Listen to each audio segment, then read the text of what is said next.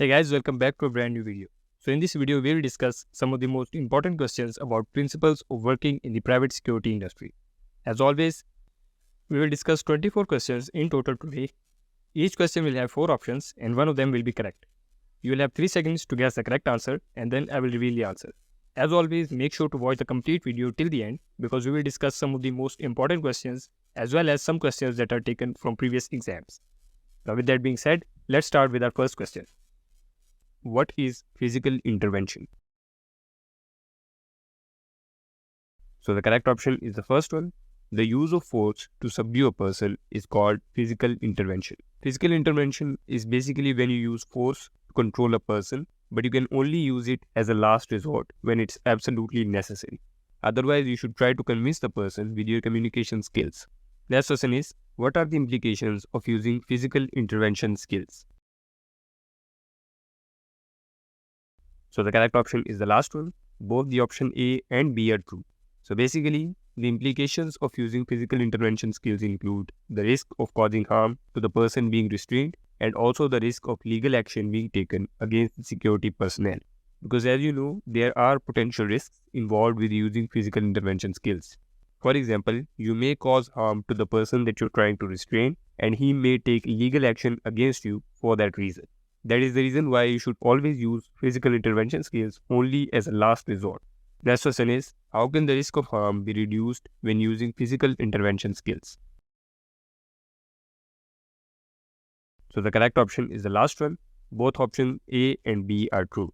So basically, you can reduce the risk of harm when using physical intervention skills by avoiding the use of force whenever possible and by using minimum amount of force that is necessary.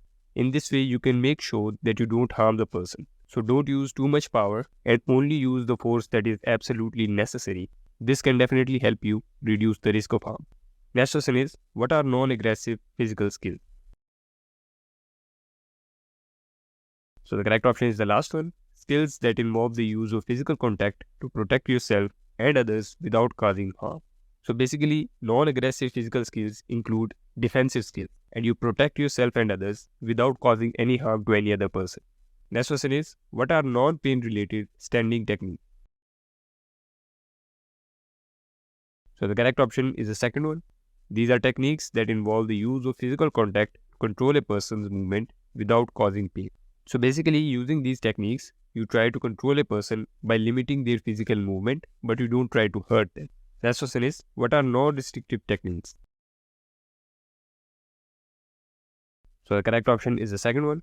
These are also techniques that involve the use of physical contact to control a person's movement without causing harm to them. Next question is, what are restrictive techniques? So the correct option is the second one. These are techniques that involve the use of restraints to restrict a person's movement. So in these restrictive techniques, you would use some equipment to restrict the person from moving and from running away. Next question is, when should non-restrictive techniques be used? So the correct option is the first one. When the situation is non-violent and the person is cooperative, you should try to use non-restrictive techniques because this will help you calm down the situation without causing harm. Next question is, when should restrictive techniques be used? So the correct option is the second one. When the situation becomes violent and the person is non-cooperative, then you can use restrictive techniques and try to control the situation by restricting the person's movement. Next question is, what is good practice to follow after physical interventions? So the correct option is the last one. Both options A and B are correct. You should document the use of physical intervention and also inform the authorities of the incident. These are good practices to follow after any physical intervention. Next question is, what is the first step in using physical intervention skills? So the correct option is the first one. Assessing the situation is the first step in using physical intervention skills because this will help you understand the situation better and plan ahead of time what kind of techniques you are going to use. Next question is, what should be considered when assessing the situation? So the correct option is the third one. When assessing the situation, you should consider both the level of threat and the environment and plan accordingly. Next question is, what should be done before attempting physical intervention? So the correct option is the second one. before attempting the physical intervention, you should prepare yourself and plan ahead of time what you're going to do. And you should make sure that everyone around you is safe.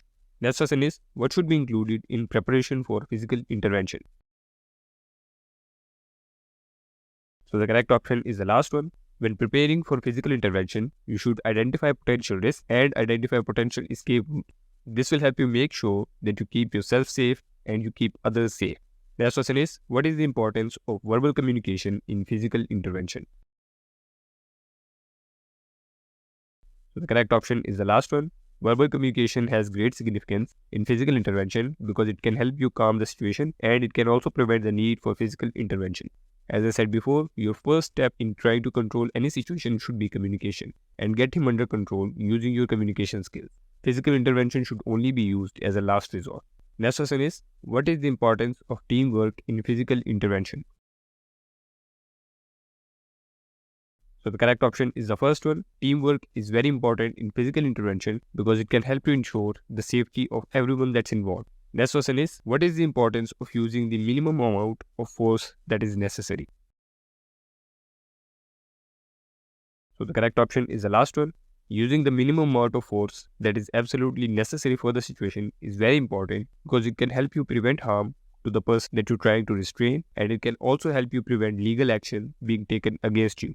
Because as we discussed earlier, if you even accidentally harm the person that you're trying to restrain, then he can take legal action against you. That is why you should use the minimum amount of force that is necessary for any situation. Next question is, what is the importance of documentation in physical intervention? So the correct option is the last one. Documentation is important in physical intervention because it can provide evidence of the use of physical intervention and it can help prevent legal action being taken against the security personnel. Because when you document the physical intervention, you will give reasoning to your actions and you will explain what you did and why you did that. Next question is, which of the following is the main reason for understanding the implications of physical intervention skill? So the correct option is the second one. The main reason for understanding the implications of physical intervention skills is to make sure that you reduce the risk of harm to everyone that's involved. Because your first duty as a security personnel is ensuring everyone's safety. Next question is, which of the following is an example of a non-restrictive physical intervention technique? So the correct option is the third one. A wrist lock is an example of a non-restrictive physical intervention technique. Next question is, why is it important to use non-aggressive physical intervention skills? So the correct option is the second one. You should use non-aggressive physical intervention skills to prevent the situation from escalating. Next question is, which of the following should security personnel do before using physical intervention skills? So the correct option is the first one. He should assess the situation. As we discussed earlier, the first step in physical intervention is to assess the situation and plan accordingly. Next question is, which of the following should be done after using physical intervention skills? So the correct option is the second one. After using physical intervention skills, you should document the use of physical intervention. As we discussed earlier, this will help you in many ways, including legal action being taken against you. Next question is, which of the following is an example of a holding technique? So the correct option is the third one. A bear hug is an example of a holding technique. It is a technique where you try to hold the person and stop him from moving. Now, those were all the questions for today. If you have any confusion, make sure to leave a comment down below and I'll try my best to answer you. If you enjoyed the video, make sure to give it a like and subscribe for more. That's it for this video. Thanks for watching.